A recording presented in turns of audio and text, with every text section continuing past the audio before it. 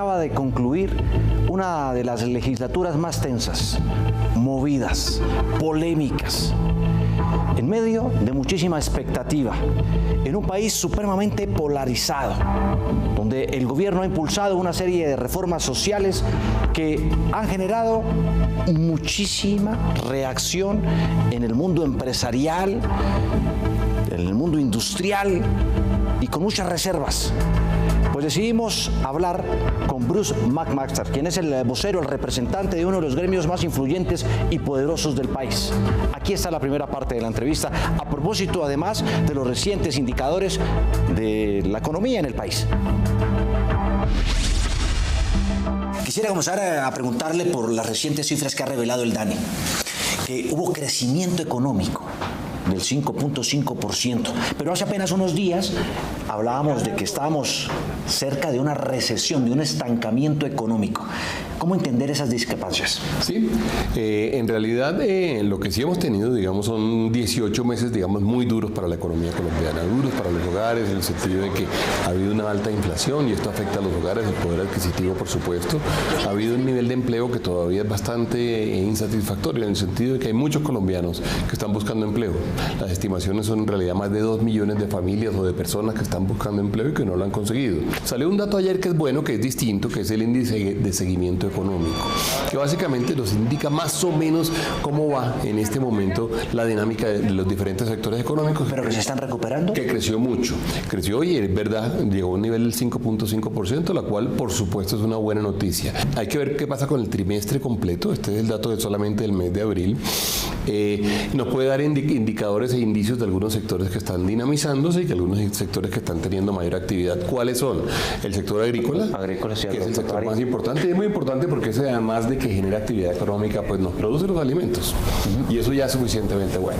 Y luego están dos sectores que han sido importantes para la economía colombiana, que han sido de alguna forma en algunos momentos criticados por el gobierno, pero que han sido el soporte de la economía, que es el sector minero, incluyendo las canteras, que son las que nos permiten hacer los ladrillos, las que nos permiten hacer las carreteras, las que nos permiten hacer construcción, y el sector petrolero. Ese es el otro sector que está creciendo. Sectores que no crecen tanto: comercio, turismo, el sector vivienda, el sector construcción, que es tan importante para Colombia, emplea más de 1 millón de personas, y el sector industrial. Oí al presidente de FENALCO diciendo que está muy preocupado por los índices de crecimiento del comercio. Claro, y es que el comercio realmente es el que nos indica, para los hogares, para las personas, lo que nos indica si la tienda vende, si la ferretería vende, si estamos en un momento dado en Corabastos o en los grandes centros de plazas de mercado, si estamos vendiendo o no, ahí no estamos creciendo. Entonces, pues la buena noticia es que la economía tiene forma de crecer o ante indicadores y ante incentivos correctos puede crecer. No estamos creciendo todavía en forma grande, y tenemos 4 sectores en los cuales tenemos que, sin duda, hacer esfuerzos importantes. Doctor Bruce, pero en estos, digamos, gremios o sectores tan golpeados como la construcción, como la manufactura, sí, la industria, que claramente se han visto muy afectados económicamente, ¿sí se ve reactivación? No, todavía. ¿No? ¿Todavía no? No, todavía no. Hay que hacer muchas cosas que no se están haciendo. ¿Y el acuerdo al que se suponía que había que llegar con los grandes empresarios? Pues hay que hacerlo. Y el acuerdo no es con los grandes empresarios. Nadie invierte si no ve que su inversión va a estar segura. Nadie invierte si tiene amenazas regulatorias. Nadie invierte si cree que en ese país no es bienvenido. Es un ejercicio de toda la sociedad. Es un ejercicio donde nos aseguramos que el gobierno no persigue a la inversión, no persigue a los empresarios. Doctor Bruce, pero hay en este momento mucho nerviosismo. Los empresarios, los industriales están prefiriendo no invertir. No, más que nerviosismo, ha habido cautela, claro, porque hay ciertas cosas que han generado dudas. Por ejemplo, algunas de las reformas que han sido planteadas en el Congreso, algunas de los anuncios que ha hecho el gobierno alrededor, por ejemplo, de cambios en regulación, el caso del sector salud. La gente no es consciente. El sector salud no solamente nos atiende a nuestros padres, atiende a nuestros hijos, sino el sector salud es un gran generador de empleo. Hay mucha gente que trabaja en el sector salud. Se estima que más de 1.500.000 personas trabajan en el sector salud. Es un sector que además tiene inversiones. Si queremos tener hospitales, un nuevo hospital es una nueva inversión, un nuevo centro médico es una nueva inversión, un nuevo laboratorio también lo es.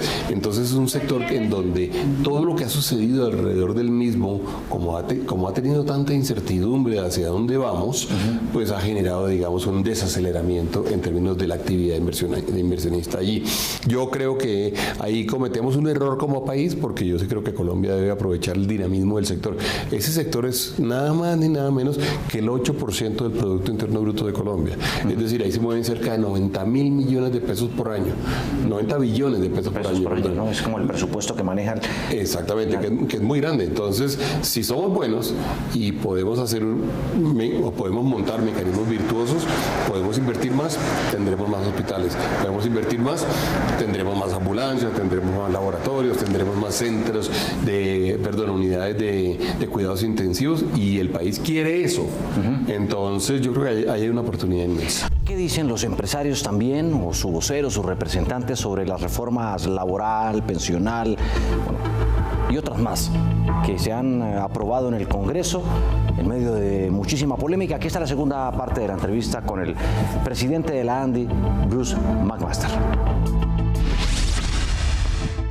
¿Hay incertidumbre con la propuesta fallida reforma a la salud que ahora va a volver a presentarse? Claro. Nosotros hemos tenido una gran cantidad de observaciones a esa reforma, concentradas en dos temas, Juan. ¿Cuáles? Que son, por un lado, la capacidad que tenemos de atender pacientes. Tenemos que tener un sistema que sea capaz de hacer eso, de administrarlo, de programarlo a tiempo, de evitar que tengamos colas, de evitar que eventualmente no haya medicamentos. Esa es la preocupación uno. La otra preocupación es, ¿tiene el Estado la plata lista para poder efectivamente pagarle a los médicos? ¿Tiene el Estado la plata lista para pagarle a los laboratorios, a las enfermeras? Esa es la pregunta que tenemos que tener. Entonces, ¿Usted cree que sí la tiene o no? No, yo creo que no la tiene, y la reforma en realidad no se encarga de ninguno de esos dos temas, y esa es la gran preocupación. Doctor, pero las EPS dicen, ya no quiero, el señor gobierno, tener más EPS, como lo hicieron Sura, como ha ocurrido con Compensar. ¿Cómo entender eso? Claro, lo que pasa es que para las EPS ha sido muy difícil, porque han recibido un inmenso ataque de parte del gobierno. ¿Cuántas veces han hablado mal de las EPS? Ahora bien de las EPS. Critican a las EPS y luego dicen, esperamos que las EPS no se vayan del sistema. Es decir, la incertidumbre alrededor de ellas en particular ha sido inmensa. Otra de las reformas que no menos ha llamado la atención es la de la reforma laboral, que acaba de pasar en primer debate en el Congreso. ¿A usted qué le preocupa de esa iniciativa? No, esa iniciativa es una iniciativa a la cual hemos venido trabajando hasta ahora. Nos preocupaba muchísimo la ponencia, la versión de la reforma del año pasado. Afortunadamente esa se hundió. Uno en lo laboral tiene que ser muy cuidadoso, porque el objetivo primordial, Juan, tiene que ser generar mucho empleo, generarle buenas condiciones a los colombianos, tiene que ser poder trabajar de forma que aseguremos la formalidad de los trabajadores. Recuerde usted que el 55%, más de la mitad de los trabajadores colombianos no son formales. ¿Esta reforma laboral hace algo por la informalidad? Hace muy poco, y esa era la gran preocupación nuestra. ¿Y qué se podría hacer, doctor Bruce McMaster, para poder plantear una reforma laboral que se enfocara a eso, a procurar disminuir la informalidad? Pues hay que hacer muchas cosas. Por ejemplo, uno tiene que buscarse formas, y para eso está el Ministerio del Trabajo. El Ministerio del Trabajo tiene que ser muy fuerte castigando a los informales. El Ministerio del Trabajo debería ser capaz de poder ir a una gran cantidad de eventualmente actividades económicas que todo el mundo sabe dónde están, y decir, bueno, señor, usted ese trabajador que tiene, ¿le tiene contrato?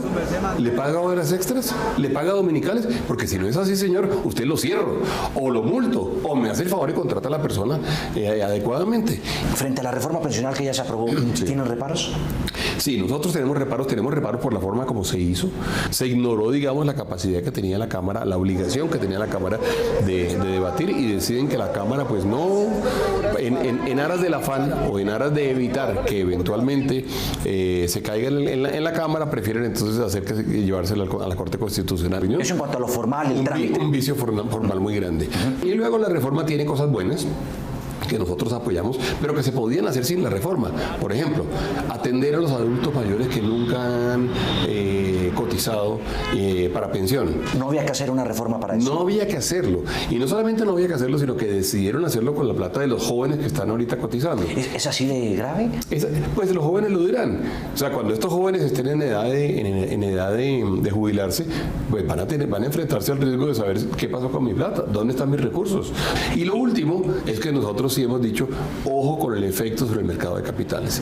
Y eso parece muy abstracto y eso probablemente para la población no se entienda claramente. No se entiende bien, pero el tema es que hay una gran cantidad de recursos de los ahorros que llegaban al mercado de capitales y financiaban al sector financiero, financiaban al gobierno nacional e incluso financiaban empresas y proyectos que eventualmente salían al mercado, que son los que producen crecimiento económico, que ahora no van a contar con estos recursos. Pero también lo que hay es, y se muestra por parte del discurso del gobierno, es que hay una antipatía frente a eso, frente al sector financiero, frente al sector empresarial. Sí. Pero es que no tiene el derecho de que le parezcan antipáticos, son ciudadanos que tienen derechos. El señor de la esquina que tiene una tienda o el que tiene una ferretería o quien siembra en un momento dado papa o maracuyá, tiene el derecho de ser bien tratado por el Estado porque es que produce prosperidad. Entonces, si le parece antipático o no, eso no debería ser importante. Y esa narrativa, Doc, de que es que los ricos deben pagar más impuestos, que la clase media es la que paga más impuestos en este país. ¿Qué responder a eso? No, es que todos tenemos que pagar impuestos y yo creo que tenemos que pagar impuestos en la medida de nuestras posibilidades. Y los que tienen más tendrán que pagar más y los que tienen menos pagarán menos. Eso es lo normal en cualquier economía. Parte de lo que sucede en Colombia sí es que así como hay esa informalidad tan grande en términos laborales, también hay una informalidad tributaria muy grande. Hay una gran cantidad de colombianos que ganan platas importantes que no pagan por eso. Y eso nos hace mucho daño y ahí tenemos que hacer un trabajo grande.